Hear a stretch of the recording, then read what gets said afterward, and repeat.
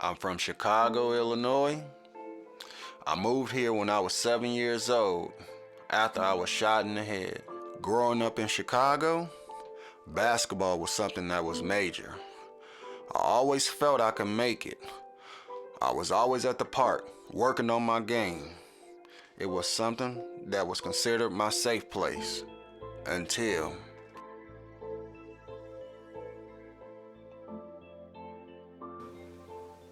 he wasn't supposed to be out, but he was out because they enticed him to go out, kept begging and begging. I think somebody finally let him go and, got over there in the park. And I don't know if it was some kind of gang retaliation or just somebody just shooting, randomly or what it was, but I was like so shocked when Steffi hollered downstairs. I was staying with my mom again. Her house was like Medea's house. Everybody was there. And all I could think about was, oh my God. When somebody tells you somebody been shot in the head, you immediately think they did. And I was so afraid because I was in the basement to go upstairs, But then I was too anxious, too impatient to sit down there and wait to see what had happened. And I got up and I went over to the park and he was still laying in the park. And some little boys that was involved, that enticed him to come to the park and everything. One of them picked him up and took him to the hospital.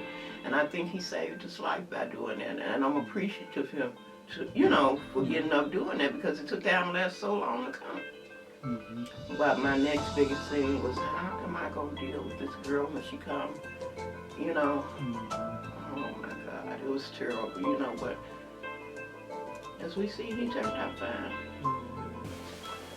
after getting shot and knowing that being in the hospital, I had to do so many changes from learning how to walk again. My walk is still, I still got like a lag in my walk.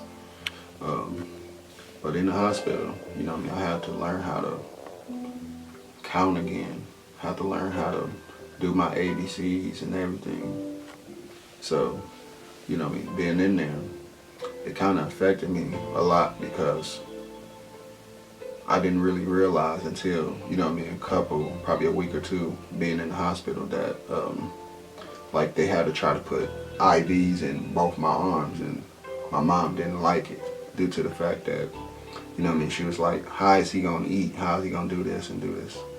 So, understanding that, my left side was affected, in the journey. I got shot on the right side of my head. So anytime something dramatic happens on one side of your body, it affects the whole other side. So in this case, my whole left side is messed up from my hand not being fast, So when I'm in school and I'm trying to type these papers, understanding I can't type, I can move my hand fast with my right one. But when it comes to my left hand, it's slow. So my whole left side have this slow reaction. I'm fine, but as you can see, like I can't physically move it how I want to, you feel me? So in the hospital, like when it was, I had to get my brain stapled up because I was in the hospital and like they thought it was sweat, but when I had it in my hand, it was like thick mucus, you feel me? Like, and it was nothing but like that brain fluid like coming down, so they had to staple my head up.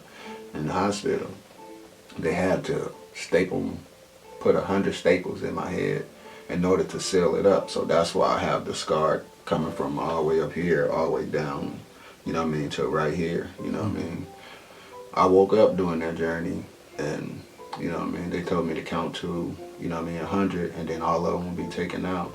So understanding that excruciating pain, it took a lot to, to get through. In fact, me and my brother was actually at home. We got the phone call that we had to go to, that Marcus had got shot.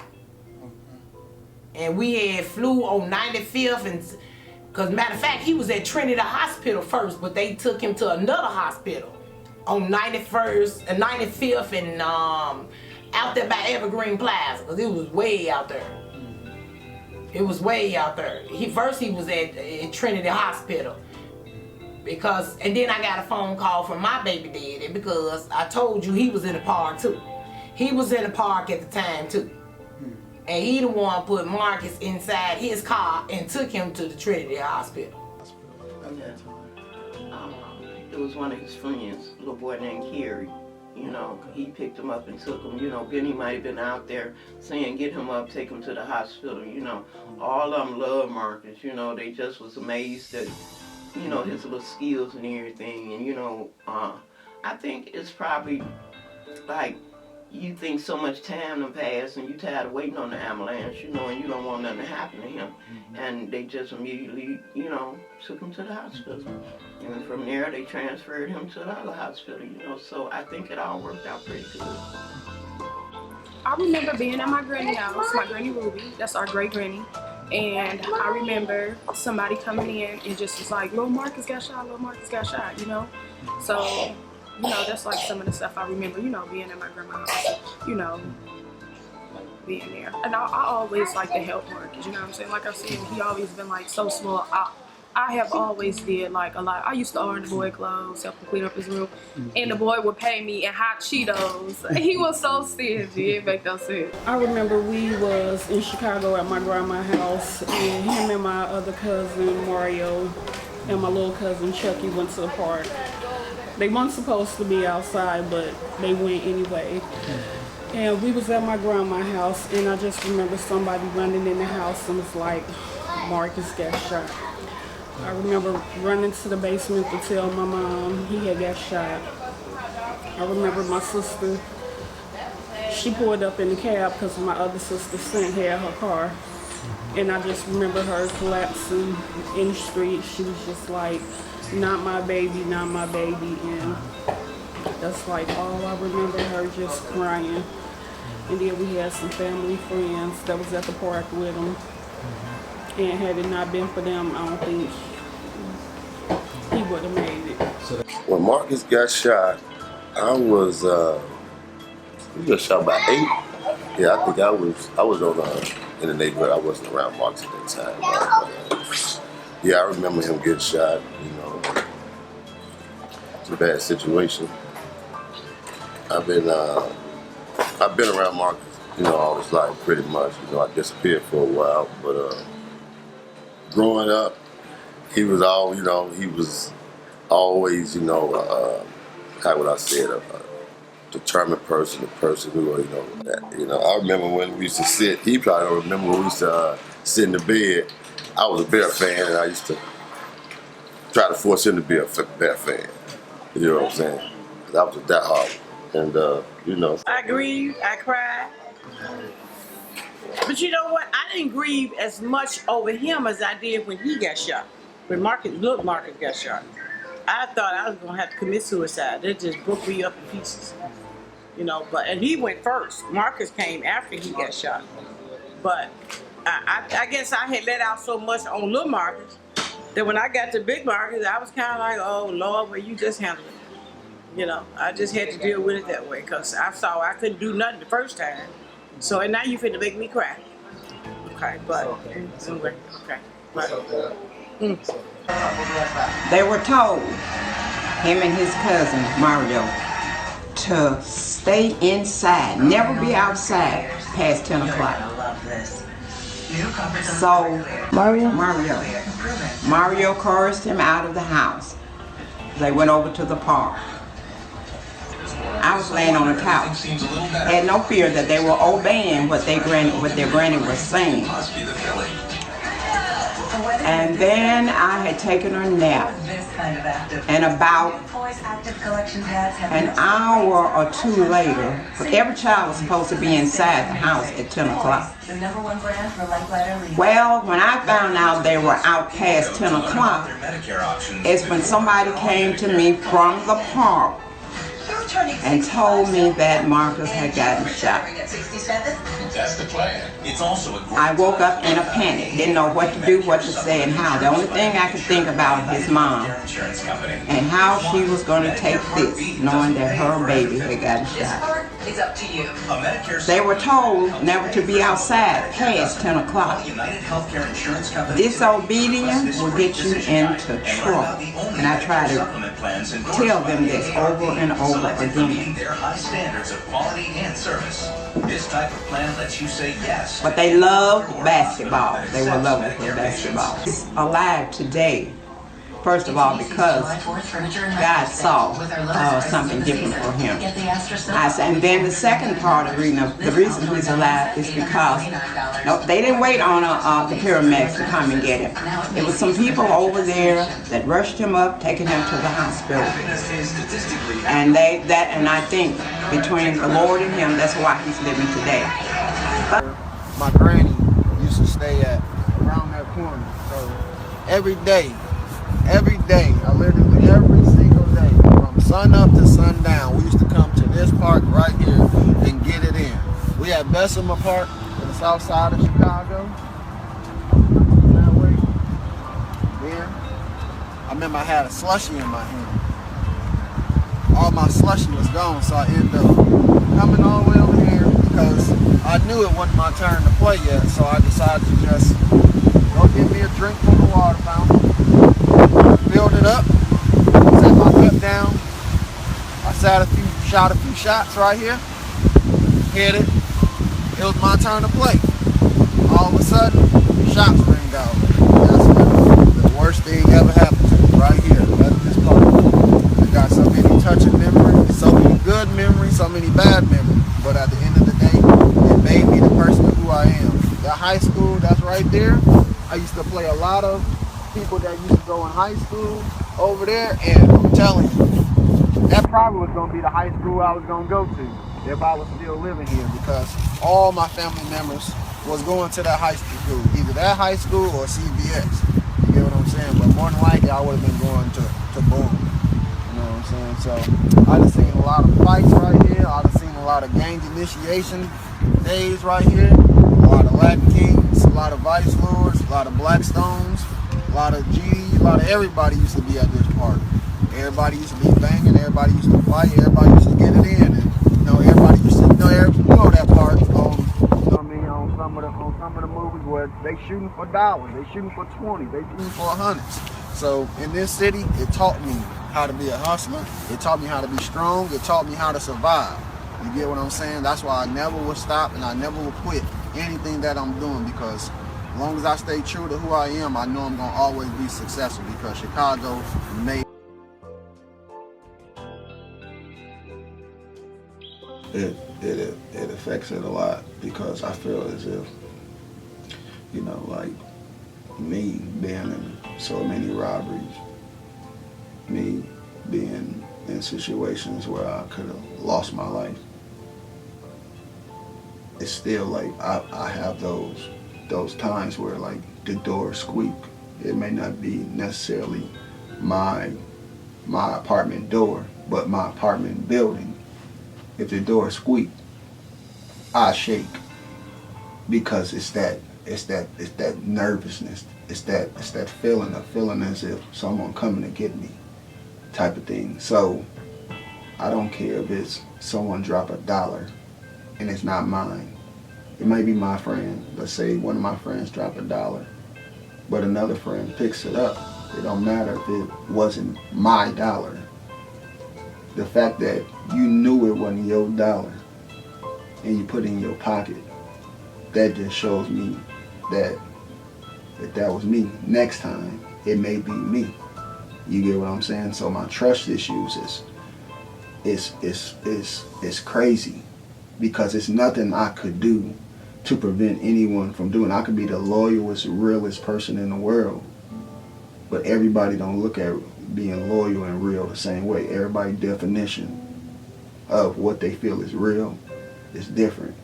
You know what I'm saying? So it's hard when you're trying to be a real stand-up dude for everybody, because your energy that you give out is not going to be the same in return. I don't care who it is. It could be your family. It could be your friends. It could be a teacher. It don't matter who it is. Nobody is going to treat you like you want to be treated, because you the only one that's unique enough to give out that real genuine love. So my relationship with different people and trust is hard. That was a lot. Yeah. That was a lot. It's a lot to bear because from after that happened, he made it through. God gave another chance, which I knew he was gonna make it. I did. I just prayed on it. That's all. And I knew he was gonna make it. I didn't know what the consequences gonna be about his physical, or anything until they explained it.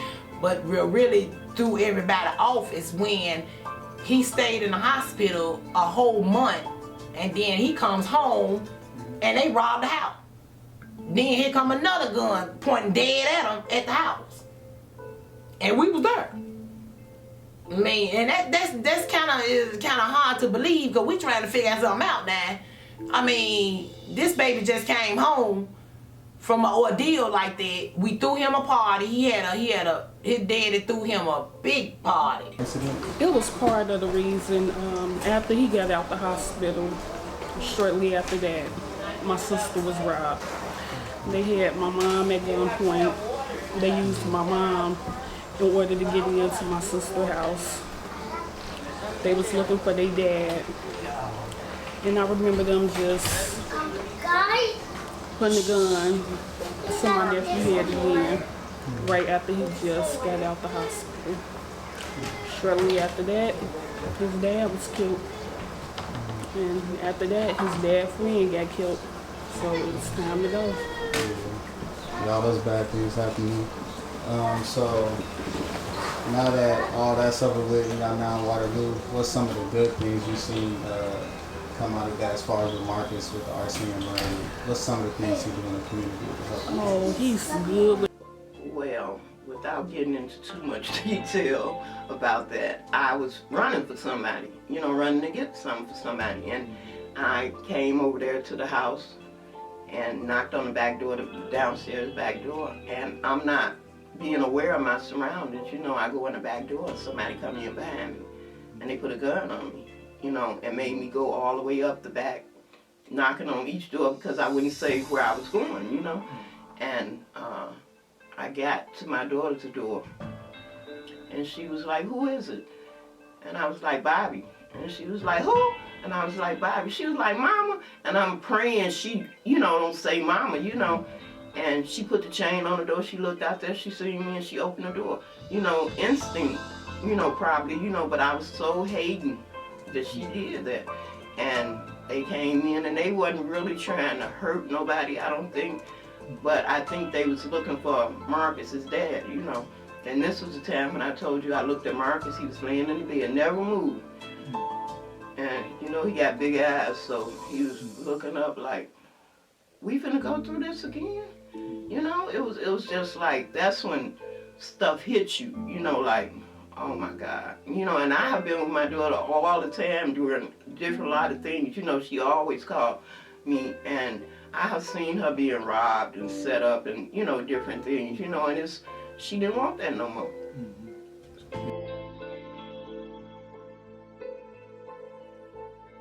Got to Waterloo through my brother going to college. That's how that all started, us getting up here, and everybody migrated up here, bit by bit. But as far as Marcus and them, I think they got up here through like their moms, after my brother passed. Is that true? I think so, after my brother passed, yeah. Yeah, that's when they all came up here. As far as my brother getting killed, I was locked up here, I took that real hard, That was a hard time for me. And he was all everything. My brother, his dad was, basically like my father, what I'm saying, that I wouldn't listen to, what I'm saying, but he was like that, because he always was worried about, he was real protective of me, what I'm saying, and he always just tried to keep me, on the right track, what I'm saying, but me, I was in the streets, so I really wasn't listening, I was in another path. But yeah, he was definitely played all the sports, good at them all, wrestling, football, baseball. Only thing he probably didn't make the team on was basketball, But yeah, he was all everything, real smart, take care of the family. He took care of his family and pretty much our family too. You know what I'm saying? So yeah. I was always in a competitive mood with my brother, so you know, we was always same size. I was taller, but I couldn't beat him at nothing. You know what I'm saying? Yeah, I couldn't beat him at nothing. So, you know, that was the biggest challenge. The biggest thing that made me happy though was the day he chose me to be on the basketball team. You know what I'm saying? Because you know how you go out there, you shoot basketball, and give me him, and give me him, and give me him. And I'm sitting like, I can play, but why you ain't picking me? And the day he picked me, that was like one of my most happiest days. You know what I'm saying? I must have made it now. You know what I'm saying? I mean, it was just more of a big brother, little brother thing. So you know, I'm out there trying to compete with. Like I said, we was always the same height, same size. I wore his clothes when he didn't want me to wear them. I'll sneak him, wear them, put them back. You know, that was, you know what I'm saying? He's my big brother. You know what I'm saying? Yeah, my brother was. Yeah, he's definitely, most definitely in the street. That's how we had to take care of ourselves, you know. We didn't have a lot, you know. That's why I say he was your father, because he got in the streets. My brother was gone at 15, 16 too. You know, so I was still at home, you know. You know, the condition, the structure wasn't right totally at home, so, you know, he took over, you know. So we both was in the streets, you know, but he didn't want me to be in the streets. But, you know, like I said, I wouldn't listen. I'm like, I'm gonna do what y'all do. I gotta eat too and stuff, you know. But he never wanted me in the streets. I always wanted me to play football, stay in school. Never did. That's basically all it was. I left Iowa when I was 13 years old to come move with my brother here in Iowa. That's when he got the scholarship from King High School to UNI, because he was a quarterback. I wasn't even 20 years old when my brother got killed. What I remember is that he was living with a girl, her name Yvette, on 95th and Pulaski, back over in that area. He opened up a barber shop on 47th Street.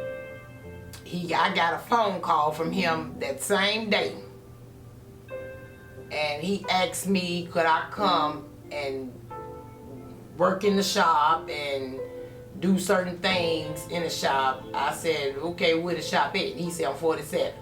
So I said, okay, yeah, that sounds like a plan. And about 3 o'clock, I talked to him about 12:30 that morning. So I got a phone call about 3 o'clock telling me that I need to get to Chicago. When I got to Chicago the next day, they was telling me, this is the story I got. The first story, there's so many stories, but the first story is that him and her was going into an apartment that they stayed in out there, and 2 dudes was in the hallway, because you know in Chicago we got doors that you got to close behind you, but you got to push the button to get in. And he let the dudes in behind them, and when he let them in, he's on quote that he said something to his woman at the time that she need to, it ain't got nothing to do with you, it got something to do with him. They looking for Lil Greg. It had something to do, actually had something to do with Lil Greg. The so-called best friend had something to do with him. And they got the scuffling, and a brother beat the hell out of him, excuse my language, and he shot him once in the back. No, the first one was in the side. The second one, I know that. The second one was in the shoulder. The first one was in the side. The second one was in the shoulder. The third one was in the neck. It was the neck part. But the one that really killed him was the one that hit him in the back. You know, everybody do different things in life, you know, and he was about to turn, he was a smart boy, you know, he was on the wrestling team, you know, had graduated from school and everything, was going to have scholarship for college up here. Yeah. You know, he was about to turn his whole life around, you know, buy him a barbershop and do this and do that, you know, when that happened, you know, and I remember he had been looking for me all week to talk to me, you know, because somebody had stuck up the house. And he had been looking for me and could never catch up with me. And I was like, looked at Marcus' face. I went over there the day the people stuck the house up. And I went over there and it looked like he was saying, oh my God, here we go again. You know, like that's the life of Chicago, you know, whether you get used to it or not. And my daughter was too scared for stuff like that to be watching out every time your kid go outside. Actually, me myself, I used to be afraid for him to go to school because she kept him dressed. I be thinking somebody gonna snatch his gym shoes, you know, or just do anything to him because people like that, you know, and he ain't never been violent or tried to be tough or none of that, so, you know, I worried about him like that. Yeah, man, shoot, man. Man, his dad go back 25, 30 years, man, from grammar school to high school. When this young man right here was brought into his life, man, it was a true blessing, man. You know, and the incident that happened 20 years ago was one of the worst phone calls that his dad could have gave me. You know, it broke us down, but we prayed up and God brought him through it. You know, his dad was a great man. His dad was a genius. That's where he get all his genius ideas from. Even also from his mom. I let them like they my brothers and sisters, you know. I breathe the same air they breathe. And I'd do anything for this young man. Him, his sister, his niece, his granny, and them, they family. This all the family I got here. Right. Besides my own kids, and I love them to death. And I always would represent him and support anything, any goals he got he might want to do. That's what's up, you know, man. I definitely know his dad would be proud of him. His dad looking down on him now, saying that's what I taught my son. To be a man first. Right. You know, and to lead second. And that's what he's doing. With the strength of his crew that he with the reality movement check, that's a blessing. God always bless his children. And this is one of God's children. I love him. Right, that's what's up, man. He was a good person. He was. He was a good boy. He, you know, I couldn't afford to like pay his college, you know, education, and he went out and he did it himself. You know, he made his little money and he took himself to, although he got a scholarship to go to 3 different colleges, and he chose UNI. So that led us to be here in Waterloo. Yeah, because he thought this was a nice town for his family to grow up in, Chicago being fast-paced. So let me get my family up here. Mama like this. And so I came. I started out in Cedar Falls, and I worked my way back into Waterloo. Marcus was a very sweet child growing up. He was very obedient. He would allow people to talk him into some little things, but he did know the right from the wrong, and he would go so far and cut off. He was quiet. He was to himself. A mama's child, you know. We never had any problem with him, except for things that he really wanted to do and how he wanted to do it. And I'm thinking this is going to be very short because, you know, sometimes, a lot of times, you don't think about way back till later on. And I know I need a pen and a paper, so when I thought of some things, then I could write it down, because I'm a granny, not just granny. But I would say that I may not can remember a lot of things, but I can remember as him being a very sweet, a very obedient child, and he was mild-mannered. He would always do what you say. He was quiet. He was quiet in his own way, and very, very lovable. So, Marcus, I want to tell you that your granny loves you so very much. There's so many more things that I could say, but I'm caught a little bit earlier in between some other things that I was doing and however. But you are the best. If I say nothing else, you are the best and the greatest. And Granny love you to the utmost. This is my interview of my semi-favorite great-great-grandchild. But, you know, they always think that the places that you got shot at, and probably have to do this one again, is that you're not going to be able to make it through life. You don't have no will to do the things that you may want to do. Because he had this head wound, they thought that he was going to be a mental case. Some may think that he is, in a sense, just in a sense. but he's a very smart child. But it lets you know that no matter what happened, no matter how it happened, you can make it. And I tell you another thing, it's good to be obedient to what your parent or some elderly person or whoever tells you to, because trouble is easy to get into, but so very hard to get out of.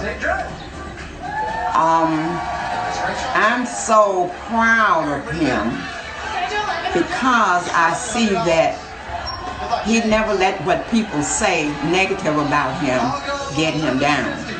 He had a mind to look up, to do the things that he wanted to do.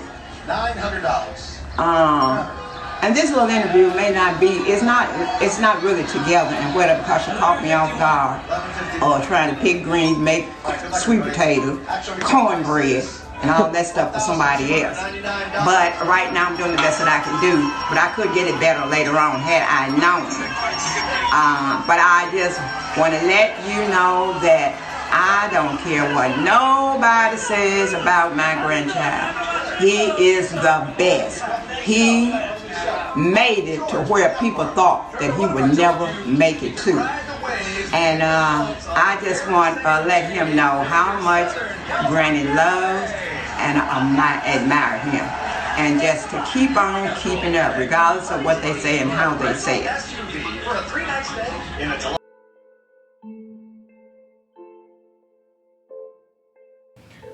So as far as family goes, how everything impacted family life and how you bond with your family. Can you talk about that? So I bond with my family great. It was times where I struggled with my family because I felt as if, you know what I'm saying, we wasn't really tight as, you know what I mean, I would want us to be. You know what I'm saying? You know how like on Soul Food, Big Mama was the jail of the family. My mom was the jail of the family. My mom held everything down. The fact that she's gone, who's the jail of the family? Who keeps everything together? Was always the big question.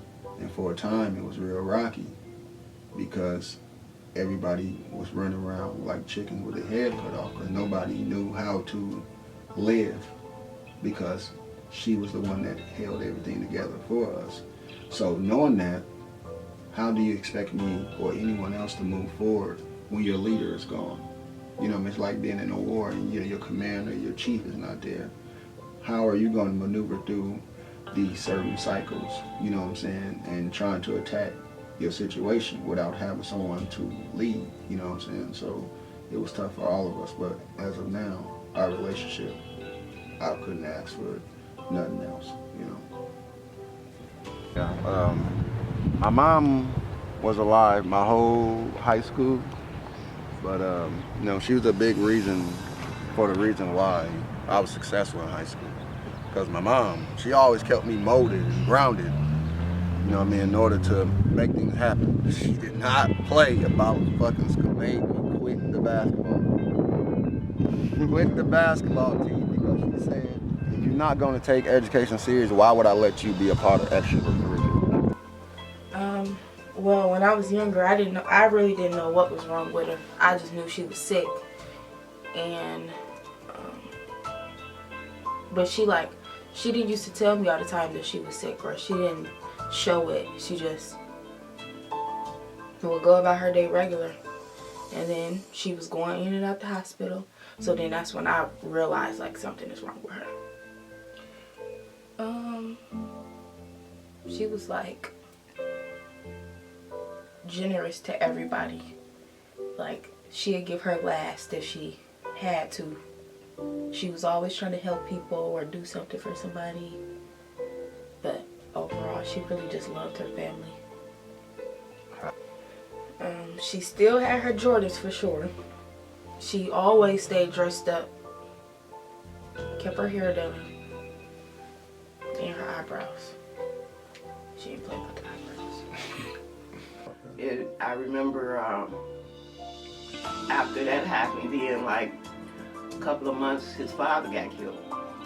So she knew people here in Waterloo and they was telling her it was a better way of life. But, you know, she was mainly concerned about her kids then, you know, so she figuring it's a new way of life. And my other daughter, without a doubt, came with her, you know, but I had a minor daughter, so she stayed with me. And that's how they got up here, and they thrived up here. You know, they did really well up here. I was at the hospital. I stayed at the hospital. We stayed out there 32 days. I moved into the hospital the last month of her life, you know. I had stopped sleeping in the room with her because when I would fall asleep, I'd be so asleep that I wouldn't wake up when she'd be calling me. She used to tell me, she used to be throwing shoes at me, everything to wake me up. So I stopped sleeping in there and let my youngest daughter sleep in there with her. But we all like knew it was coming to an end. You know, it was like hard for you to leave the hospital to do anything because it seemed like every time I would go home, for whatever reason, the hospital called, you know. And I think the last time they called, asked me what should I do about her because she was in more pain. And I was like, do whatever you have to do to keep her comfortable, you know. And then I thought maybe that was the wrong decision because, you know, it wear on your body organs the more you give them and everything. But they had already said what was going to happen, you know, and I think she lasted pretty long, you know, considering what was wrong. But I remember the day she passed, the kids was going about their regular, you know, and they just couldn't believe that their mama was gone, you know. It was a hard time for all of us, but it was, you know, we made it through. Still hard. Oh man, I don't even know where to start. Like, my sister, she was everything from the way she hustled, the way she dressed, the way she provided for her family. She was just an overall good person. Everybody liked her, but she was the type of person you wouldn't want to go shopping with her. She'll tell you y'all going somewhere and it only take a little bit. You be gone for hours, you be tired, you be hungry, and she just, I don't know, I miss her so much. I think she took on the role as raising me also, so overall she was a good mom, good sister, good friend. Couldn't ask for somebody better. To the store, and when we come back, she'd be like, I know y'all was sitting up talking about me. You know, we'd give my mom some money to hold, and we'd go back like, hey mama, you know, can we get that money that you put up? And you know, if she go, what money y'all talk about? And I bought y'all some this. The money gets spent, you know. So yeah, me and Marcus, we always been real close, you know. And he's spoiled by everybody, all the women. He the only boy, so he pretty much, he's spoiled by all the women. When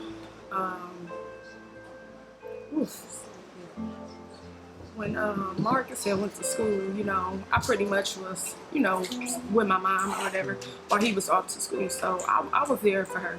You know what I'm saying? Like, it's a lot of stuff that I did for her that I don't think no other child could ever, you know, bear to deal with. You know what I'm saying? I did stuff for my mom like I was a nurse, you know, sitting at the hospital, spending my summers. We pretty much, growing up, we missed out on a lot of summers with our mom due to her being back and forth in the hospital.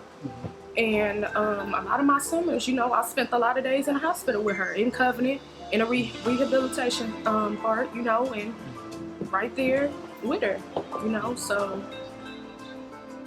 yeah, when our mom passed away, man, that was, man. Thank God for our family though. Our family, they pretty much, they hold it together for us, and they done helped us a lot. I don't think, I'm thankful for the family that we got, you know what I'm saying? They helped us push through. All of us that just stuck through and just like, man, just push through. Because that was the backbone. Once she left, you know what I'm saying, that pretty much, you know what I'm saying, ooh. Adrian was more of the one that really kept a lot of things together after he passed, you know. So, you know, I remember a lot about Adrian, you know. Like when my friend got killed, you know, she was there for me on that too. You know, yeah, Adrian's always been around. I've been around Adrian probably since, well, she was 18. You know what I'm saying? So, yeah, I know a lot about it. I had owed Adrian some money, and she was trying to get in contact with me, and she couldn't, so she came to me. She came around, I think she maybe told my mom, but she was upset with me real bad. So one time she came to my mom and said, "Where's Skip at?" Basically, she was gonna, I don't think she really was gonna do it, but she just was heated. You know what I'm saying? So I was basically just dodging it for a minute until my brother could fix it. So that's basically what it was. But it was just a tripped out moment. Oh yeah, I've been out long time. 13. I've probably been hanging out in the streets. 13. I was over at Adrian's them at, how old was I, Bobby? About 14? Yeah, he was always there though. He was always there. Yeah. Always there. Wherever his brother was, that's who he was. Yeah, I was always there.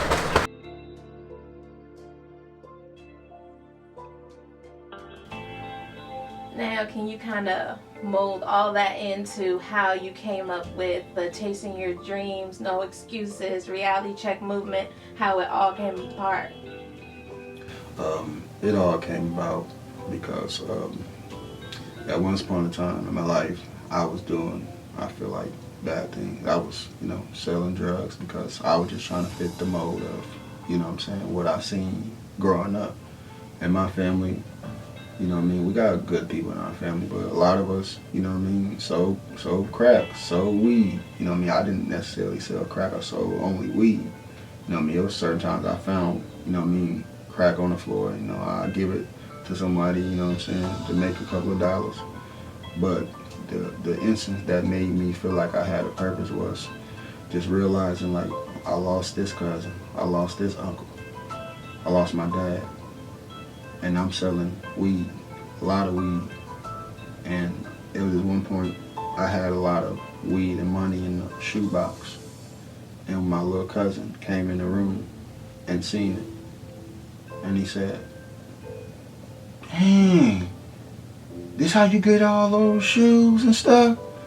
'Cause I want to be just like you."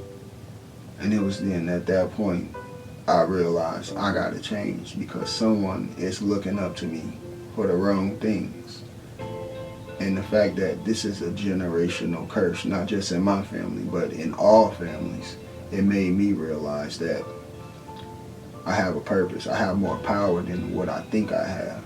So that's what made me want to switch gears. Understanding that the things that I've been through with losing my parents, me being shot, having my left side being affected from my feet all the way up to the left side of my brain is affected. I'm using the things that I've been through and my testimony to inspire other people that, hey, it don't matter what trials and tribulations you've been through, you can be successful as long as you believe in yourself. A lot of people, it's hard for them to believe in themselves without a support system. So it's not easy. I'm not going to sit here and tell you it's going to be easy. It's going to be hard. It just takes at least one person to believe in you. But you have to believe in yourself, and everything else will work itself out. It's kids around here that, they just need somebody that actually believe in their dreams, whether it's poetry, dancing, singing, no matter what it is. They want to be successful at it. So if I can touch someone and inspire someone to do something that they want to do in their life, that's powerful to me. So I want to be the one to try to collaborate with other people to know that we all got the common goal of making sure that everyone is successful, however you feel success is.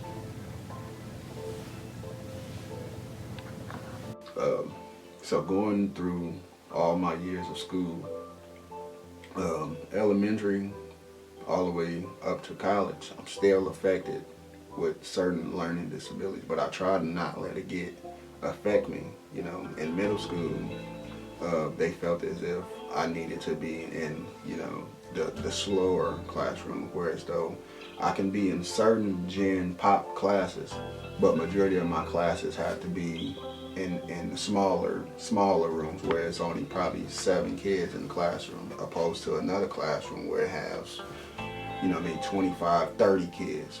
So understanding that adjustment, and when I'm in middle school, I'm getting all these awards for honor roll, and I'm in high school, I'm getting all these awards for, trying to be successful and get things accomplished.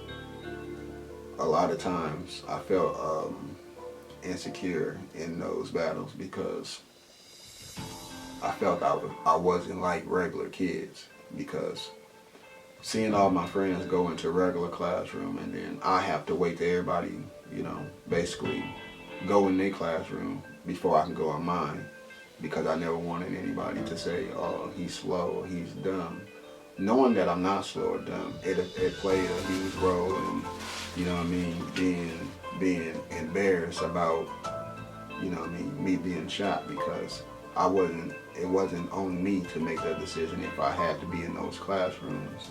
The doctors and, certain people at the school forced me to be in those situations, which it helped, but at the same time thinking about my social skills, how it affected that, it hurted me a lot. Now that I'm, I've been going through college, for the last 8 years,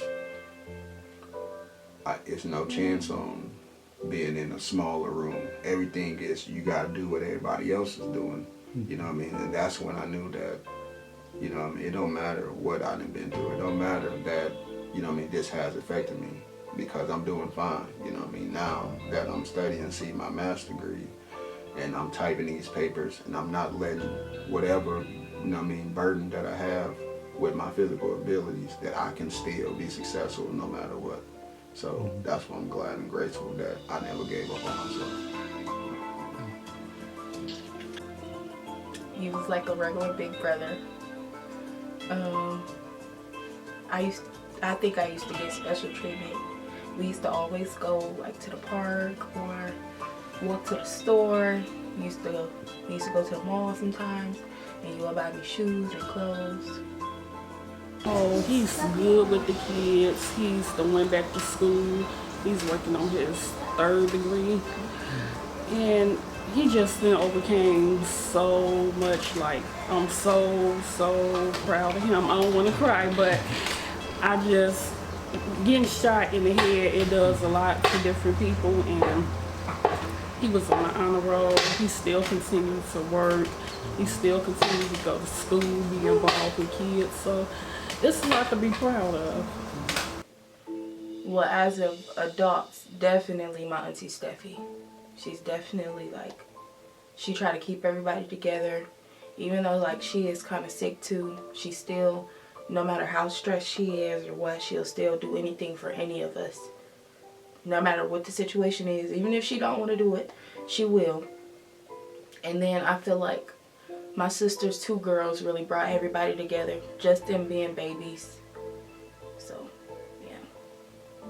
He does like events where he gets the kids together and he take them to Chuck E. Cheese. He done put little functions together at the park, with the kids. And Marcus, he real good with the kids. He gonna be a good father whenever he have some kids. He gonna be a real good father. He's silly. All the kids got that type of bond with him where they see him and, they crack jokes and all that stuff with him, into sports and everything. So. Yeah, I just see you started that big brother thing. Yeah, well, he kind of was doing something like that back here a few years ago. I remember it was like some kids that was in need where, he had hopped on the highway and went to Minnesota, was trying to go to the little outlets and trying to get them shoes, And just probably about a year ago, one of the little kids, I remember him going on about, the little kids pretty much. He had seen some kids whose shoes wasn't, up to par or whatever. And, he had went out and got them some little stuff for school or whatever, So, Marcus, he real good with the kids. I think that's some of the stuff that keep us going, just the struggles that we done went through. One thing I can say about him, just us, period. We never use what we went through as a crutch on, oh, I can't do this because my mom passed. Oh, I can't do that because, Tim, for instance, I can't do this because I was shot or nothing. He never used none of his struggles as an excuse on why he can, why he cannot do things. You know what I'm saying? He pushed through and do it. You know what I'm saying? So that's one thing I can say about it. He don't make excuses for, why he can't do this and that. He do it. He get it done. He works with my friend at my school. Do stuff like with the kids and stuff. Kalia, Alea, Samari. I was doing a video, and I went to go gather like a watermelon out his room, and I was like that. Well, shit, I met Smooth at the Boys and Girls Club, right, Smooth? At the Boys and Girls Club, about like 8 or 9. Because see, back then at the club, right, it was like age groups. You feel me? It was like, you know what I'm saying, like the preteens, teens, and like, you know what I'm saying, and so forth and so forth. So yeah, I bumped heads with Smooth about like 9 years old, 9, 10, something like that. Well, actually, because see, to be 100 with you, you know what I'm saying, when I first met him, you know what I'm saying, I didn't know what was wrong with his arm. Feel me? You know what I'm saying? So then, after like, you know, a little bit, you know what I'm saying, I figured out, you know what I'm saying, he got shot. But I'm like, you know what I'm saying, dude still hooping. You feel me, dude?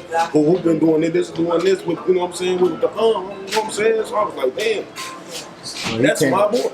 You feel me? That's my boy. That's my boy ever since. That's my boy ever since. No lie, about 20 plus in this shit. No cap. I remember Marcus from history, and we, you know, back then they had little basketball leagues at the Boys and Girls Club, and you know, from school we was on the same team for the basketball league. You know, he ain't never want me to mention it, but my boy, we got a picture, man, of us two together. I wish I could find it, man. But I always talk about it, though. But my boy had the biggest booger in his nose ever. If I find that picture, though, but man, I'm gonna have to let you get it, man. But yeah, man, I never even noticed anything wrong with Marcus, though. Cause shit, back then he always still hoops with both. So he dribbled the ball with both hands. It just was more slower on one side. It was just slower on one side. Stupid ass dude. But he always, you know. Boggins. Ridiculous. Hey, I'm 6'2". I wear 12. He about 5'10", 14. No matter what he did, though, my boy never gave up, man. Nah, he been determined. Oh, yeah. He was determined to do everything. He hooped, you know, he was good at hooping. He played on football. Always talked about how he shot to the side and shit. Even though he shoot to the side, that motherfucker was wet. Thirst. Yeah, that's the name we gave him. Yeah, you know me. I ain't been school till about 12. We all moved in the neighborhood and it was crazy. It's me, Rio, Smooth, A-Bird, Shane, Mike Cross, Trice Gray. We just was deep over there. Joe was always sliding through, man. We've been doing this forever, man. Forever, for real. Like, this shit for real. He always been positive and, you know, wanted more than like to just this regular stuff, man. Like, for real uplifting spirit, you know what I mean? My boy. And, you know, we just clicked from there. They never stopped.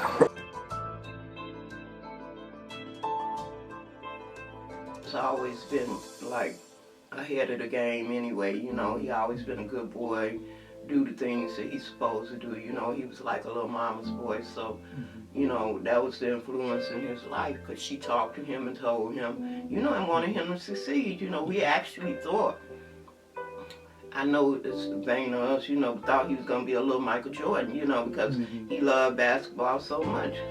Come on, man, we all know the man who, you know what I'm saying, it's just something that he, you know what I'm saying, he did, you know what I'm saying, and despite him getting shot in the head, right, I'm talking about his whole side is kind of like fucked up, and man still wet your dumb ass up with ease. Easy. I got a lot of memories here, bro, a lot of memories. Coming to the gym, man, getting prepared for basketball games, man, getting ready to you know what I mean, show up and show out. You know what I mean? Freshman year, you know what I mean? I probably averaged about 14, 16 points. That's what's up. You know what I mean? Started moving up to sophomore, junior, and senior year, man. I had times where I was six man, probably getting 4 to 6 points. I didn't really get to play that much. Right. Why? I don't know. You get what I'm saying? But it never kept me down, you know what I'm saying?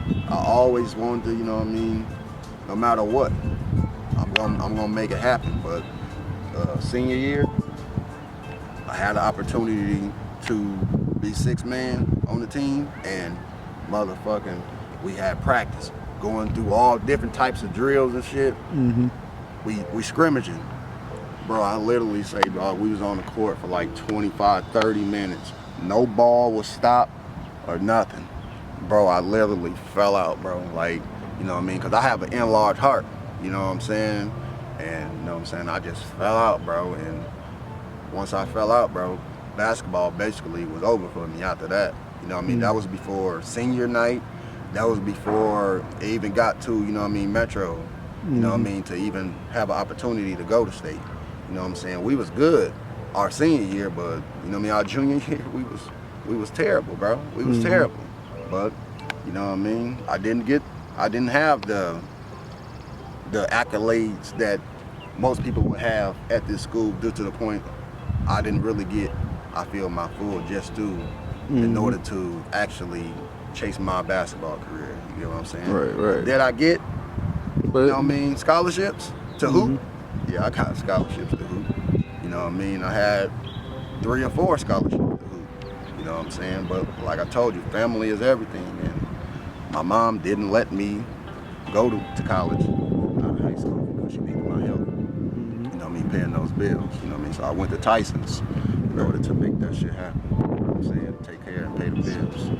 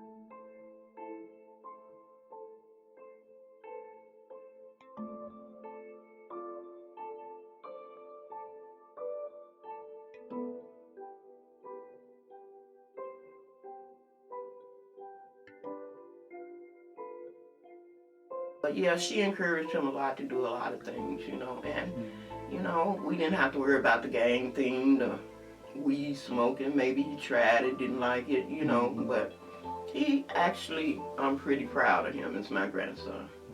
He's helpful. He's intelligent. He graduated a lot of time from college. He's a good person around the community. He helps others in need. He's my cousin. I don't know, it's a lot of things I could say about him. Like, you can't put them into words, like how helpful, like he has changed a lot of people's lives, especially mine. Like my mom passed away, he was like a big help. So he was like posting, Yeah. making sure he was doing okay. Yeah, I see him all the time. You know, I don't be around a lot, but I see him see a lot of footage on Facebook, a lot of things he doing there. I see he real entwined with them kids. You know, yeah, that's for sure. Oh, most definitely. Yeah, they need that around here. You know, and I see he's serious about it.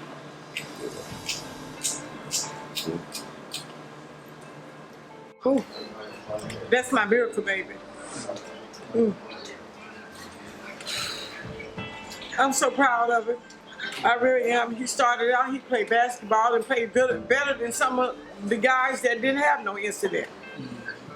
And I'm so proud of him. I'm very proud of him. I respond to all his Facebook, whatever you call them, tags or notes, whatever you call them. But I respond to a lot of them, and I'm very proud of him. We're gonna be rich one day. You know, I'm so proud of him. Well, Bobby and I share it. We share it. But now I was away a long time. She was here all the time, but I was away in Memphis a lot of times. I move away and come back, move away and come back. But it looks like this is where I need to be because I keep coming back. And I just feel that I'm staying this time because there's no reason for me to be so far apart from them. It's not like my husband or my mama or their dad or somebody is in that state. I need to be right here where my children are. And when I'm gone, this is where I want to be buried, right where my children are. And these are the only children I have. I got here 2 children and then my grandkids. So this is my immediate family you see right now. You did one and the other one is on the way, and that's all I have. For sure, man. After you hear this guy's story, man, you have no choice but to be like, man, it just motivates you to want to do better and never give up. You know, that guy that persevered through a lot, man. And he all about the community and the kids and stuff, man. That's the type of advocates we need nowadays, for sure. Having to be the man of the house at a young age, man, you know, losing both parents is tough. Especially when you got little sisters and brothers that look up to you and need you, you know. It's easy just to give up, and that guy never did, man. He always just stayed the course, man. Even when it was very rough. From just advice, money, work, school, everything. Life is tough. It's even more tough when you ain't got the support and cash that you really need. I didn't know Marcus personally up until a few years ago, and especially this last year or two, we got to really to know each other. I know his family, Tyrone and his brothers, Day and all the rest of them, but I'm getting to know him more.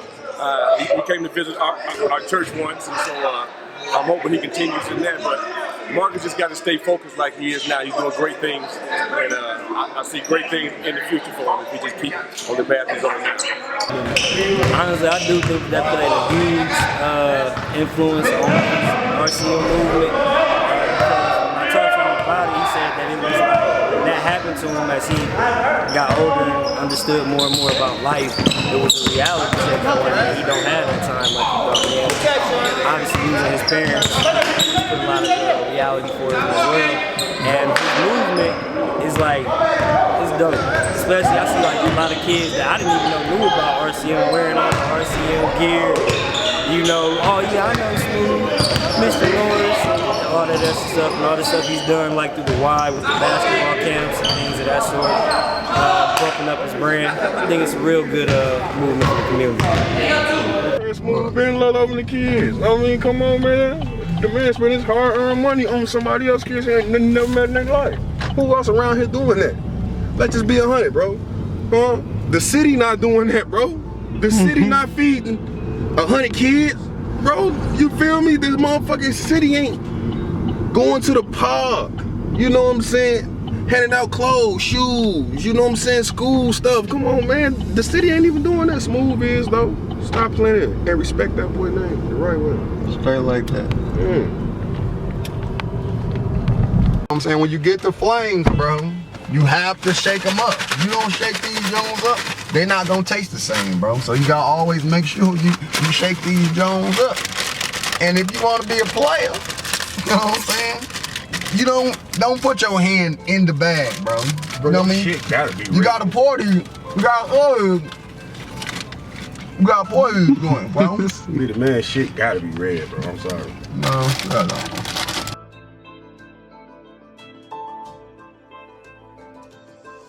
Oh man, at Gates, bro.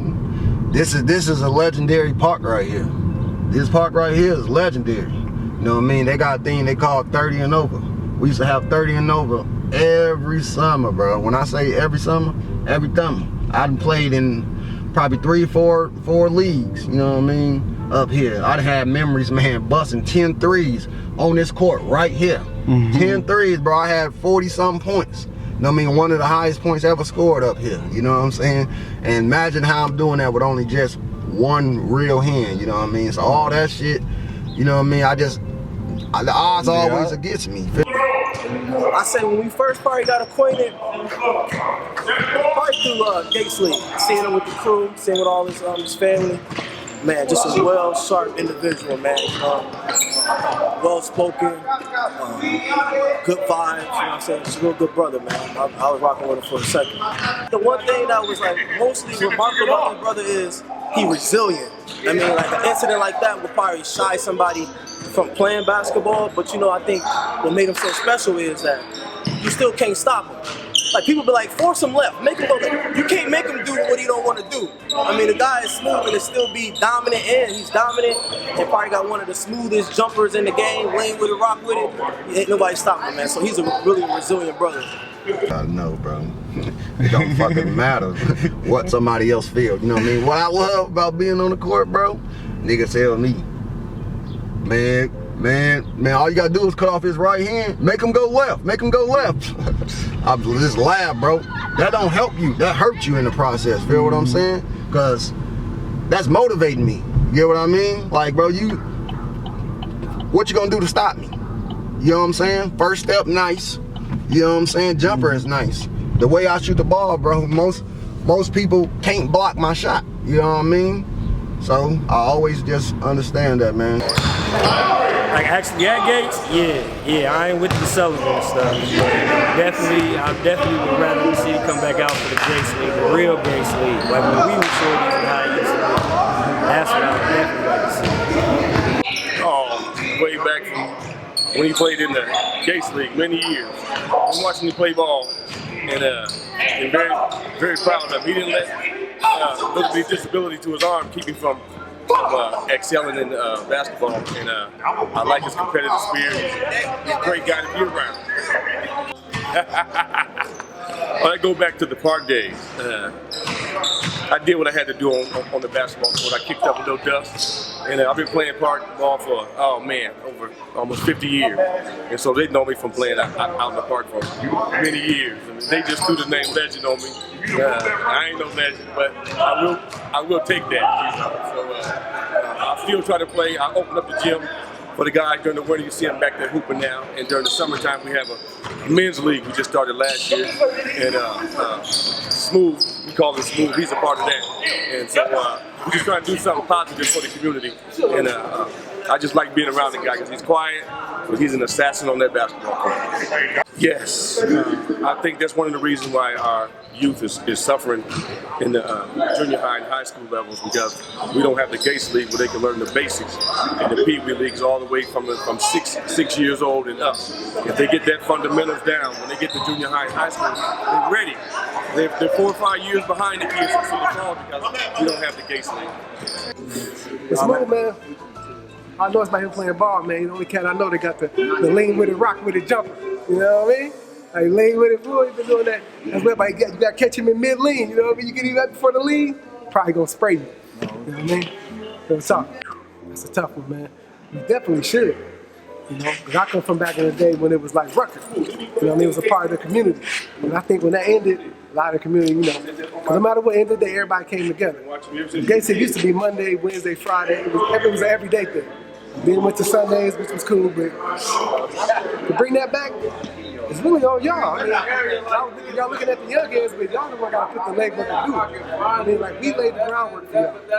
Y'all got to see how we did it, and then y'all pick it up from where we left, you know what I mean? If you love to bring it back, man, I think the city needs it. Real talk, because I've been in a lot of cities, man. There ain't no good leagues. I'm just being real. It's Rucker and Waterloo. They've been everywhere. And now it's just working. We bring that back, I think it'll give the city another identity. Right now, Waterloo is, I don't know what it is, you know what I mean? It used to be a real culture, real identity. Cat came from out of town, they saw it, they saw the truth in it. You know what I mean? I know it's Smooth from Shy, but he Waterloo, you know what I mean? He part of us, you know what I mean? I'm all about basketball, man. I love the Gates League. We had it at Sullivan last year. It was nice, but you know, it seemed like Gates is just home when it comes to the summertime leagues for sure.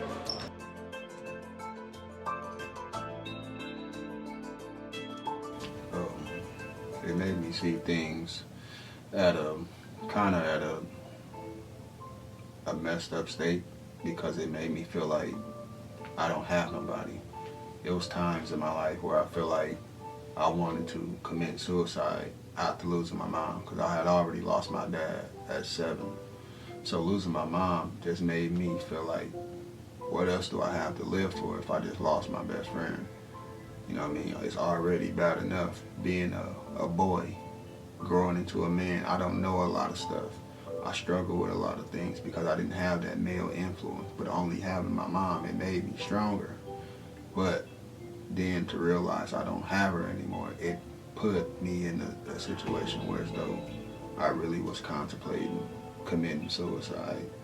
You know what I mean? And also, you know what I mean, knowing that how many friends my mom and dad had, it had me with this thing like I already had trust issues. But being at funerals for my mom or being at funerals for my dad, and you have those, their close friends saying, you will never want for nothing. I'll always be there for you. And then they don't come through. And they'll see us and they never want to make sure we're straight. It made me have a dark black heart. Like, I don't care. I don't give a fuck about nothing. Don't say nothing to me. I'm gonna do this on my own. And that's why I feel like I'm the way I am, because me depending on somebody else to do something for me and you not coming through made me realize if I put all my eggs in invested in other people, believing they gonna do something when I know they not gonna do it, made me be heartless and not care about other people because they didn't care about me and my family, my little sister and brothers.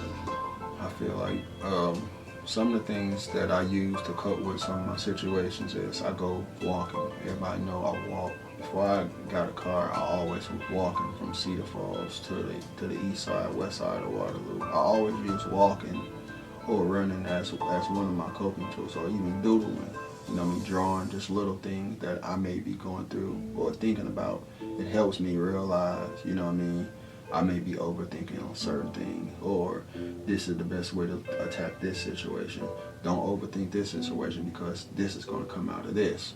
So that's why I feel like, you know what I'm saying, going on those walks or running actually helped me in my situation.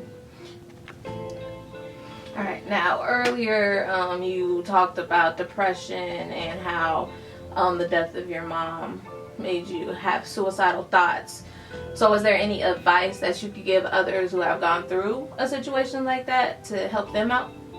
All I tell you is if you ever, you know what I mean, lost someone closer, you don't necessarily have to be your mom or dad. It could just be, you know what I mean, it could be a role model, it could be your guardian, it could be your grandpa, grandma, you know what I mean, your brother, sister, whoever. I just say, you know what I mean, just always, just remember, you know what I'm saying, what you're here for. Understanding your purpose and people that actually believe in you makes you realize that me staying on this earth is way more important than me killing myself. So that would be the advice that I would give somebody else. You know what I mean? Try to be positive. You know what I mean? Even in your darkest days, you know what I mean? Using music as a tool to get through some of those tough times is actually a great benefit because, you know what I mean? Music speaks to you sometimes. You know what I mean? It can be someone on the street that can inspire you that you don't even know. Somebody may not have a leg, you know what I'm saying, that can get you through those tough times and make you believe about your life that, hey, your life ain't as bad as you think it is. You know what I mean? So using just your environment, music, you know what I mean, it helps you get through those tough times when you feel bad about yourself. I did 5 years at UNI. I went to UNI for my undergrad and for Legion Youth and Human Services. I had ended up not completing my my paper that I had to do to be finished with the degree. Because at the time, like I told you, I had to walk 6, 7 o'clock in the morning to an internship. And when the internship is over, I have to walk back to the west side. So I got 45 minutes to an hour to walk to the Boys and Girls Club, only to go 45 minutes to an hour to walk back to the west side. So I ended up didn't complete my paper, you know what I mean? So I was forced to, you know what I mean, not get my degree at the time. And then I ended up going back a year later and getting my degree in liberal studies. But at this point in time, right now, I'm studying to receive my master's degree in leisure youth and human services because I want to be a director of a nonprofit or own my own nonprofit. That's why I'm going so hard for RCM, Reality Check Movement, because I know I have what it takes to start programs that would be beneficial towards kids' actual dreams and something that they want to pursue. So tying in that educational component with having certain programs, whether it's sports, theater, poetry, it's all going to be unique in the end. It just all got to come into fruition once I'm done with my degree. But I'm starting the foundation right now, and as long as I'm starting the foundation brick by brick, sooner or later it's going to come out and be unique for the community. This is part of my story. The journey still continues. I just want to say I appreciate all my supporters, everybody that ever purchased merchandise, shared my merchandise, commented on my videos for inspiration and motivation and encouragement. Look for more coming soon from RCM. No excuses. Chase your dreams, baby.